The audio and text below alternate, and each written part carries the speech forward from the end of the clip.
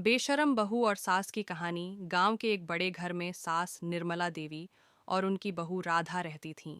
निर्मला देवी पारंपरिक सोच की थीं, जबकि राधा आजाद ख्यालों वाली, बिंदास और बेपरवाह। सास का गुस्सा, राधा का पहनावा और खुले विचार निर्मला देवी को पसंद नहीं थे। वे चाहती थीं कि राधा हर समय घूंघट में रहे, जल्दी उठे और घर के सारे काम करे। लेकिन राधा को ये सब पसंद नहीं था। वह बेधड़क जीने में यकीन रखती थी। बेशरम बहू के रंग राधा अक्सर मोबाइल में लगी रहती, दोस्तों के साथ हंसी मजाक करती और सास की बातों को हल्के में लेती। जब भी सास उसे कुछ कहती तो वह हंसकर टाल देती। एक दिन मोहल्ले की औरतों ने निर्मला देवी से कहा, आपकी बहू तो बड़ी बेशरम है, सबके सामने ऊंची आवाज में हंसती है, खुलेआम घूमती है। निर्मला देवी ने गुस्से में बहू से कहा। तुझे शर्म नहीं आती? ये कौन सा तरीका है बहू होने का? राधा मुस्कुराई और बोली, अम्मा, शर्म करने के लिए गलती करनी पड़ती है। मैंने कौन सी गलती की? समझदारी की जीत। धीरे धीरे निर्मला देवी को एहसास हुआ कि राधा गलत नहीं थी, बस उसकी सोच नई थी। वह अपनी जिंदगी अपने ढंग से जीना चाहती थी और इसमें कुछ भी गलत नहीं था। एक दिन उन्होंने राधा से कहा। बहू, मुझे तेरा जीने का तरीका समझ आ गया है। तू बेशर्म नहीं, बस बेफिक्र है।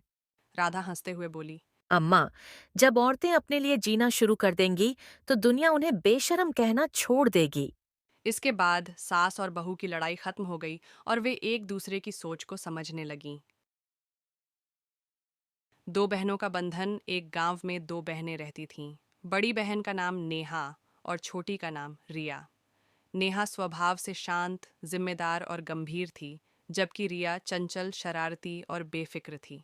दोनों एक दूसरे से बहुत प्यार करती थीं, लेकिन स्वभाव में अंतर होने के कारण छोटी छोटी बातों पर बहस भी हो जाती थी।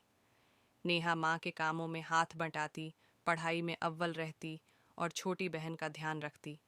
रिया को यह सब बंधन सा लगता। उसे हमेशा लगता कि नेहा उसे टोकती रहती है, कभी पढ़ाई के लिए तो कभी वक्त पर घर लौटने के लिए। रिया को लगता था कि नेहा उसे समझती नहीं। समय बीतता गया, दोनों बड़ी हो गईं। नेहा की शादी पास के शहर में हो गई और वह अपने ससुराल चली गई। अब रिया को घर में अकेलापन महसूस होने लगा। वह जो बहन की डांट से परेशान रहती थी, अब उसकी कमी महसूस करने लगी। उसे याद आता कि कैसे नेहा उसकी हर छोटी बड़ी ज़रूरत का ध्यान रखती थी। एक दिन रिया को तेज़ बुखार हो गया। माँ ने नेहा को फ़ोन किया। नेहा सब काम छोड़कर तुरंत बहन के पास आ गई। रिया ने जब अपनी बहन को सामने देखा तो उसकी आंखों में आंसू आ गए। नेहा ने प्यार से उसका सिर सहलाया और कहा। पगली, मैं तुझे छोड़कर कहीं नहीं जा सकती। उस दिन रिया को एहसास हुआ कि नेहा की डांट में प्यार छिपा था। वह नेहा के गले लगकर खूब रोई। उसके बाद से दोनों का रिश्ता और मजबूत हो गया। कहानी का सार यह है कि भाई बहन या बहनों का रिश्ता कभी कभी छोटी छोटी बातों पर उलझ जाता है, लेकिन प्यार और अपनापन कभी खत्म नहीं होता। चुड़ैल की कहानी। गांव के किनारे एक घना जंगल था, जहां लोग दिन में भी जाने से डरते थे। कहते थे कि उस जंगल में एक चुड़ैल का वास था, जो रात में गांव में आकर लोगों को डराती थी। उसकी लाल चमकती आंखें और बिखरे बाल देखकर लोगों की रूह कांप उठती थी। गांव के बुजुर्गों का कहना था कि बरसों पहले उसी गांव में एक युवती, निशा, रहती थी। निशा बहुत सुंदर थी, लेकिन उसकी शादी जबरन एक क्रूर व्यक्ति से कर दी गई थी। अत्याचार सहते सहते निशा ने एक दिन आत्महत्या कर ली। मरने से पहले उसने बदला लेने की कसम खाई थी। तभी से उसकी आत्मा जंगल में भटकने लगी और वह चुड़ैल बन गई। लोगों का मानना था कि पूर्णिमा की रात को उसकी शक्ति सबसे अधिक होती थी। उस रात वह गांव में आकर दरवाज़ों को खटखटाती और अगर कोई दरवाज़ा खोल देता तो वह उसे उठा ले जाती।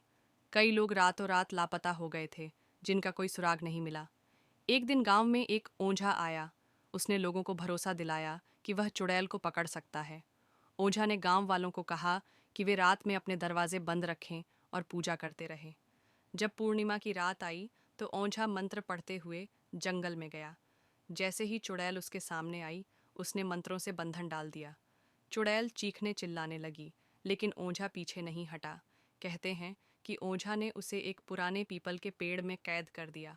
गांव वालों ने राहत की सांस ली, लेकिन आज भी जब हवा तेज चलती है और रात में पीपल के पेड़ से किसी के सिसकने की आवाज़ आती है, तो लोग कहते हैं कि वह चुड़ैल अब भी आज़ाद होने की कोशिश कर रही है।